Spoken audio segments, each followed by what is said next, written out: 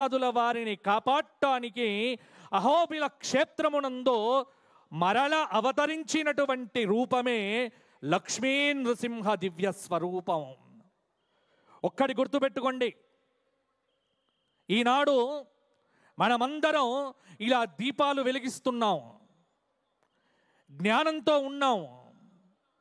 ఎంతో భక్తితో ఉంటున్నామంటే దానికి కారణం జగద్గురువులైనటువంటి ఆదిశంకర భగవత్పాదుల వారు. అట్టి ఆదిశంకర భగవత్పాదులు ఈ జగత్తును పరమ పావనం చెయ్యటానికి ఒక అద్భుతమైనటువంటి కార్యక్రమాన్ని ఆయన పూంచుకున్నారు. ఒకటి ఏమిటి అంటే, తన శిష్యులలో 4 అగ్రగణ్యులు, ఆ 4 కర్మభూమి యోగభూమి అయినటువంటి భారతదేశాన్ని 4 విభాగములుగా చేసి 4 వేదములకు 4 ప్రతీకలుగా ఋగ్వేద, యజుర్వేద, సామవేద, అధర్వణ వేద 4 వేదములు, 4 మహావాక్యములు, 4 చంద్రమౌళీశ్వర లింగములు తాను కైలాసం నుండి తెచ్చినటువంటివి అలా చేసి దక్షిణము, ఉత్తరము, తూర్పు, పడమర అని ఈ కర్మభూమిని 4 విభాగాలుగా చేసి దానిలో దక్షిణ భారతదేశానికి పరమ పవిత్రమైనటువంటి అఖిలాండకోటి బ్రహ్మాండ నాయకుడు, ఆదిమధ్యాంతరహితుడు, ఈ జగత్తును పరమ పావనం చెయ్యటానికి అవతరించినటువంటి దివ్య లావణ్య సముజ్వల సుందర స్వరూపుడైనటువంటి శ్రీరామచంద్రమూర్తి అవతారానికి కారణభూతుడైనటువంటి ఋష్యశృంగ మహర్షి ఏ ప్రాంతమునందైతే తపస్సు ఆచరించినాడో అటువంటి ప్రాంతమైనటువంటి శృంగేరిలో ఒక అద్భుతమైనటువంటి పీఠమును స్థాపన చేశాడు. ఇక్కడ మీకు ప్రశ్న వస్తుందేమో, శృంగేరిలోనే ఎందుకు పీఠ స్థాపన చేశారు? అది మధ్యాహ్న సమయము సఖ్యాద్రి పర్వత పంక్తుల మీద జగన్మాతతో కలిసి అద్భుతమైనటువంటి తపస్సు ఆచరించినటువంటి శంకర భగవత్పాదులు తన శిష్యులతో నడుచుకుంటూ తుంగా నది తీరంలో వెళ్తూ ఉంటే అది మధ్యాహ్న సమయము, పరమ పవిత్రమైనటువంటి సమయము, ఉత్తరాయణ పుణ్యకాల విశేష సమయము. ఆ సమయములో సూర్యుడు నడినెత్తి మీద ఉండగా ఆ తుంగా నది దగ్గర ఒక దృశ్యాన్ని చూచాడు. ఆ దృశ్యమేమిటి అంటే, ఒక పూర్ణమైనటువంటి గర్భంతో ఉన్న కప్ప ప్రసవిస్తూ ఉంటే ఆ కప్పకు ప్రసవ వేదన కలగకుండగా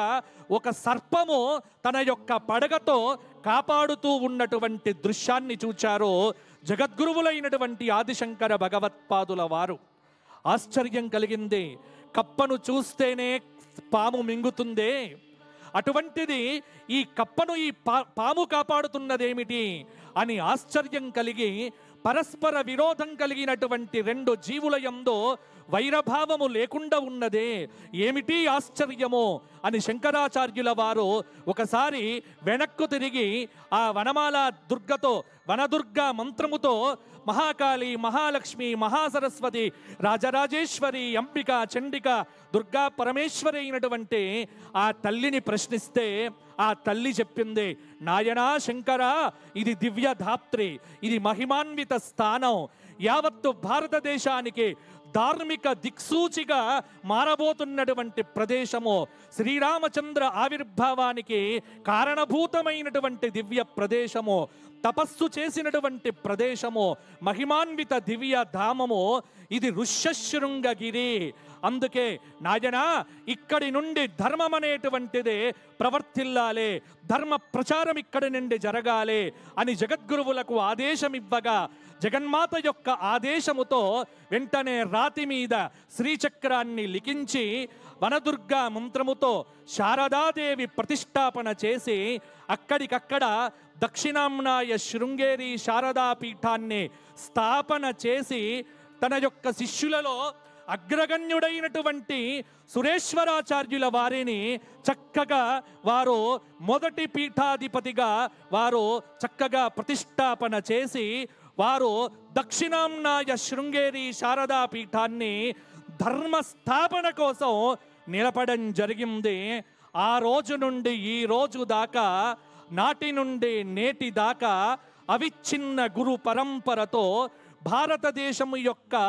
కీర్తిని, భారతదేశం యొక్క ధార్మిక నిరతిని, సంప్రదాయాన్ని, సనాతన ధర్మాన్ని, శాస్త్రములను, పాండిత్యమును, చతుర్వేదములను, ఒకటేమిటి ఇలా సమస్తమైన వాంగ్మయమును కాపాడుతూ సనాతన ధర్మ రక్షణకు కంకణబద్ధమైనటువంటి ఎంతోమంది జగద్గురువులు నాడు సురేశ్వరుడితో మొదలై విద్యారణ్య భగవత్పాదులతో అద్భుతమైన కీర్తి ప్రతిష్టలు కూడా పొంది విద్యాశంకర నామధేయం కలిగినటువంటి మహనీయుల తపస్సుతో దివ్యధాత్రిగా ఆనాడు శృంగేరి అద్భుతంగా ప్రకాశించి ఈ రోజున చక్కగా 37వ పీఠాధీశ్వరులు మనకొక గురు